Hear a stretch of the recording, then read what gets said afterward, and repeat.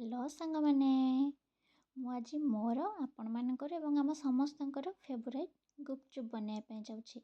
ମୁଁ ଜାଣିଛି ଏଇ ଜିନିଷଟି ଆପଣମାନଙ୍କର ଏତେ ପସନ୍ଦ ଯେ ରାସ୍ତା କଡ଼ରେ ଏହାର ଠେଲା ଦେଖିଲା ମାତ୍ରେ ଆପଣମାନେ ହାଇଜିନ୍ କଥା ସମ୍ପୂର୍ଣ୍ଣ ଭୁଲିଯାଆନ୍ତି। ତ ଏଇ ଗୁପଚୁପ୍ ବନେଇବାର ସବୁଠାରୁ କଷ୍ଟ କାମ ହେଉଛି ୟାର ପୁରୀ ବନେଇବା। ତ ମୁଁ ଜାଣିଛି ଆପଣମାନେ ଯଦି ଥରେ ଏଇ ଗୁପଚୁପ୍ର ପୁରୀ ବନେଇବା ଶିଖିଯିବେ ତାହେଲେ ମାର୍କେଟରୁ ଆଉ କେବେ ବି ଖାଇବେନି। ତ ଏଇ ଗୁପଚୁପ୍ ପୁରୀ ବନେଇବା ପାଇଁ ମୁଁ ଆଜି ଏଇଠି ନେଇଛି 1 କପ୍ ସୁଜି ଏବଂ ସେଥିରେ ନେଇଛି 1/4 କପ୍ ମଇଦା।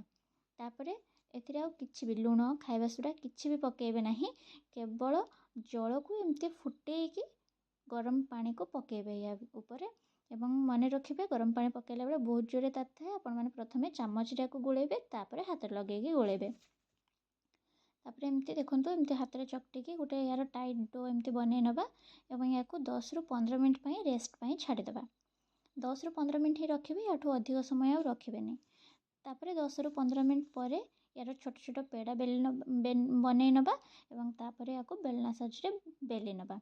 ଆଉ ମନେ ରଖିବେ, ବେଲିବା ସମୟରେ ୟାକୁ ଆଦୌ ତେଲ ଦେଇ ବେଲିବେ ନାହିଁ।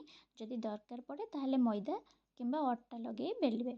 ସବୁତକ ପୁରୀକୁ ବେଲି ସାରିଲା ପରେ ଗୋଟେ ଓଦା କପଡ଼ା ଉପରେ ୟାକୁ ଆମେ ରଖିନେବା। ତାପରେ ତେଲକୁ ମିଡ଼ିୟମ୍ ହିଟ୍ କରି ଗୋଟେ ପରେ ଗୋଟେ ପୁରୀକୁ ପକାଇବା। ଦେଖିବେ, ପ୍ରଥମେ ଯେଉଁ ପୁରୀ ଆପଣ ବନେଇଥିଲେ ସେଇ ପୁରୀଟାକୁ ପ୍ରଥମେ ତେଲରେ ଛାଣିବେ।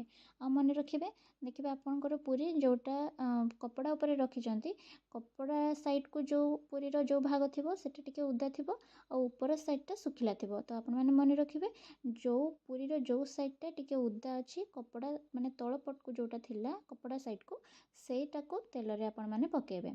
ଏବଂ ଗୋଟେ ପୁରୀ ଫୁଲିଗଲା ପରେ ତାପରେ ଆଉ ଗୋଟେ ପୁରୀକୁ ଆପଣ ପକାଇବେ। ଏଇଭଳି ସବୁ ପୁରୀକୁ ପକାଇବେ।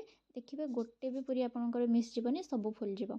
ତ ଏଠି ଦେଖନ୍ତୁ, ମୋର ସବୁ ପୁରୀ ଗୁଡ଼ାକ କେତେ ସୁନ୍ଦର ଭାବରେ ଫୁଲିଛି, ଗୋଟେ ବି ମିସ୍ ହେଇନି। ଦେଖନ୍ତୁ, ମୁଁ ଆପଣମାନଙ୍କୁ ଛଣାଉଛି, କେତେ ସୁନ୍ଦର ଏଇଟା କ୍ରିସ୍ପି ମଧ୍ୟ ହେଇଛି, ବି ପୁରୀ ମୋର ମିସ୍ ଯାଇନି। ତ ଆପଣମାନେ ମଧ୍ୟ ଏହାକୁ ବନାନ୍ତୁ। ଏ ଥିଲା ମୋର ଗୁପଚୁପ୍ର ପୁରୀ ରେସିପି। ଆପଣମାନଙ୍କୁ ଯଦି ଗୁପଚୁପ୍ର ଖଟା ପାଣି ଆଉ ମସଲାର ଭିଡ଼ିଓ ଦରକାର, ତେବେ ମୋତେ କମେଣ୍ଟ ମାଧ୍ୟମରେ ନିଶ୍ଚୟ ଜଣାଇବେ। ବାଏ ବାଏ, ପୁଣି ଦେଖା ହେବ ଏକ ନୂଆ ଭିଡ଼ିଓରେ ଆଉ ନୂଆ ରେସିପି ସହିତ। ମୁଁ ତ ଚାଲିଲି ଏବେ ଗୁପଚୁପ୍ ଏନ୍ଜୟ କରିବା ପାଇଁ। ଜୟ ଜଗନ୍ନାଥ।